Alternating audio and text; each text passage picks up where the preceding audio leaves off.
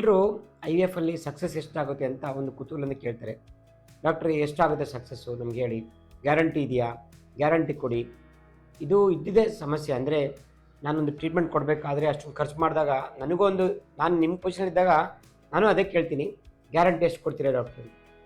IVF ಅಲ್ಲಿ ಅಂದರೆ test ಬೇಬಿಲಿ success ಅನ್ನೋದು ವೇರಿಯಬಿಲಿಟಿ ಇರುತ್ತೆ.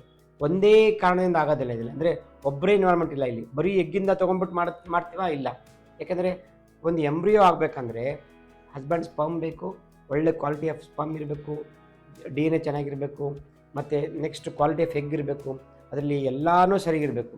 ಅವಾಗ ಮಾತ್ರ ಮತ್ತು ಇಕ್ಸಿ ಮಾಡಬೇಕಾದ್ರೂ ಫರ್ಟಿಲೈಸ್ ಆಗಬೇಕು ಕರೆಕ್ಟಾಗಿ, ಮತ್ತು ಕಲ್ಚರ್ ಲ್ಯಾಬ್ ಇದೆ ಅದು ಚೆನ್ನಾಗಿರಬೇಕು, ಮತ್ತು ನಾವು ಹಾಕಬೇಕಾದ್ರೆ ಪ್ರೊಸೀಜರ್ ಅದು ಚೆನ್ನಾಗಿರಬೇಕು, ಡೇ 5ವರೆಗೂ ಹೋಗಬೇಕು. ಸೊ ಈ IVF ಅಂತ ಪ್ರೊಸೀಜರ್ ಬಂದಾಗ ಎಲ್ಲರೂ ಕೇಳ್ತಾರೆ, ಡಾಕ್ಟ್ರೇ 100% ಕೊಡೋದಿಲ್ಲ ನೀವು ಗ್ಯಾರಂಟಿ, ಯಾಕೆ ಅಂತ.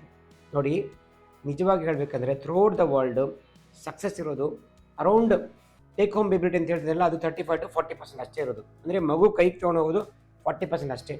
ನಮ್ಮ ಸೆಂಟ್ರಲ್ಲಿ 55 to 65, 70ವರೆಗೂ ಇರುತ್ತೆ.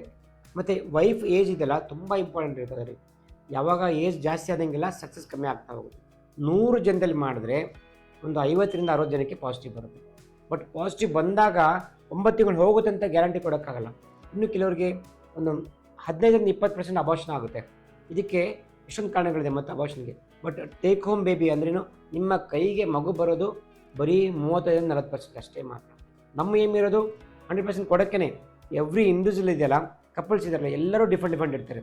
ಅವರಲ್ಲಿ ಕ್ರೋಮೋಸಮ್ಸು ಮತ್ತು defects in the sperms, defect in the egg ಎಲ್ಲ ಬೇರೆ ಬೇರೆ ಇರುತ್ತೆ.